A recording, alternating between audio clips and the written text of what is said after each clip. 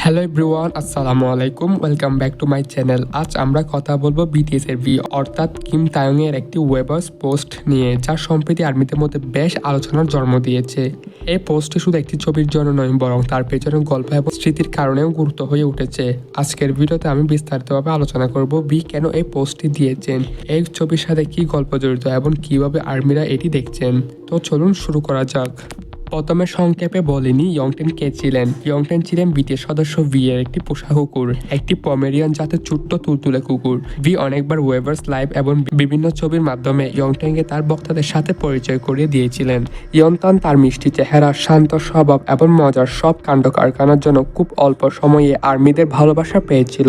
অনেক সময় ভি তার ভিডিও কল বা লাইভে ইয়ংটানকে কুলে নিয়ে কথা বলতেন।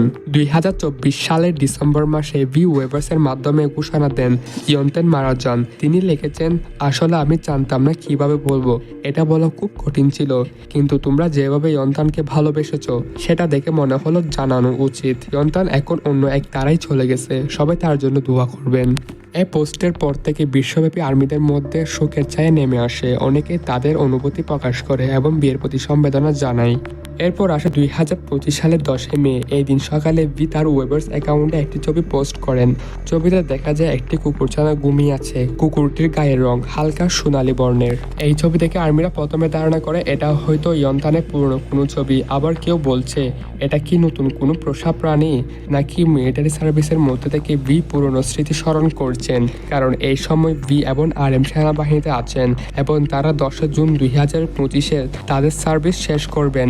সেনা ক্যাম্পে থেকে প্রিয় কুকুরকে স্মরণ করাও হতে পারে এই পোস্টের কারণ। পোস্টটি প্রকাশের পর থেকে হাজার হাজার আর্মি সে পোস্টের নিচে কমেন্ট করতে থাকেন। কেউ লেখেন কিউট ডগ, কেউ বলেন ইয়ংটানকে মিস করছি, কেউ আবার ধারণা করেন ভি হয়তো নতুন কোনো কুকুরছানা পালার ইচ্ছা করছেন, কিন্তু ভি এখনো এই পোস্টের ব্যাখ্যা দেননি। অনেকে মনে করছেন হয়তো এটা ইয়ংটানের পুরনো কোনো ছবি, অথবা সেনাবাহিনীর সময় কাটানোর জন্য অন্য কারো কুকুরছানা কুলে নিয়ে ছবি তুলেছেন। আরেকটি কারণ হতে পারে নতুন করে একটা পোষা প্রাণী নেওয়ার ইচ্ছা প্রকাশ করা।